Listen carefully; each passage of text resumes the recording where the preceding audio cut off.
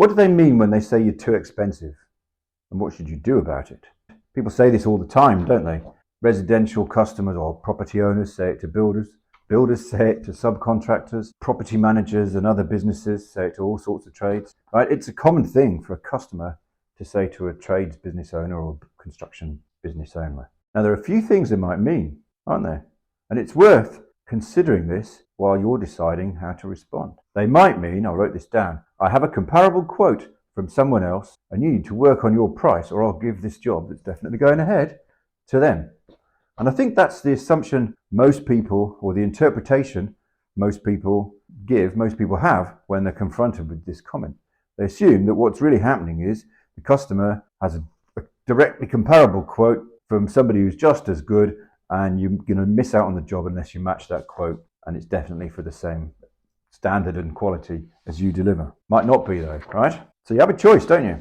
You can drop your price and your margins, which is bad, or you can walk away and lose the deal or give up on the job. Both of those are possible if you don't have any more information. But they could also mean, I don't really have any other comparable quotes, I'm just trying to get you to drop your price a bit.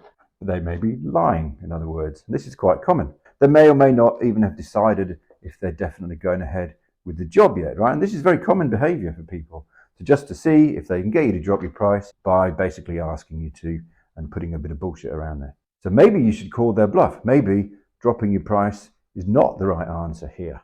But how do you know, right? Of course, it's hard to know for sure, isn't it? I'm going to come back to this in a minute. Right, there are a few other possible meanings though. Before we move on to what you should say, there are more ways to interpret the "you're too expensive" statement, right? They could mean, I didn't really know how much to expect, and you've come back with more than I can afford, or more than I want to spend, and I'm not sure what to do, right? That also is a reasonable interpretation of "you're too expensive," isn't it? They could mean, oh, your price is quite a lot more than the other quote I have, but I'm not sure how comparable they are. I don't know why he's cheaper than you. You know, all sorts of things could have gone on there. He could have messed it up. He could be shit and you could be good. I don't know. It could mean, yours is more, but I like you better, so come down a bit and I'll give the job to you. Or even, yours is more, but I'm considerably more confident that you'll do the job I want, a good job, than I am in the other people. So help me understand that difference, why you're more expensive, so I can make my decision. And there are probably other interpretations too, aren't there? What have I picked? 5 or 6 there that could be true. I've made a point, haven't I? If you respond by trying to take cost out of your quote, you're costing yourself money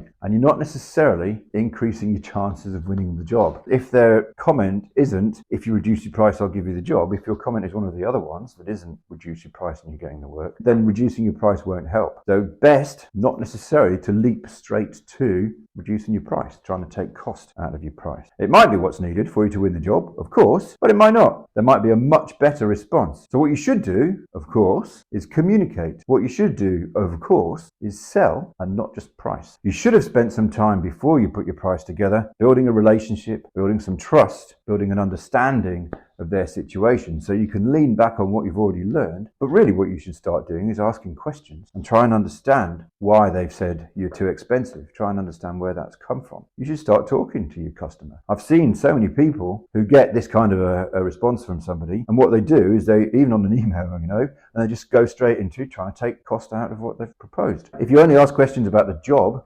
before you're quoting and what they want, like the technical solution, if you like, you're not getting a true picture of the sales environment, of what their decision criteria are about this project they want doing. You need to understand those things. You need to understand what the decision criteria are, when they need it done, who's going to be involved in making the decision, you know.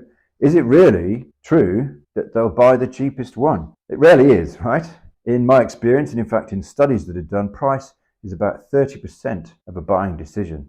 Those other factors, trust, relationship, the technical solution, the features, if you like, and benefits of what you're providing, they're all important too. People consider those as well, not just price. So if you only talk about price, you're missing out on 70% or so of the things they need to think about before they'll make a decision. And if you understood properly in the first place, because you'd done your work before you put your price together, you probably wouldn't get this question. So invest more in your relationship instead of jumping straight to a solution and a quote. If you get told you're too expensive, start asking questions instead of looking straight at your price. Or talk to me, of course, your business coach, about what to do and how to set up your sales process so you avoid this situation a bit more. Right? That's what a business coach is for. See ya.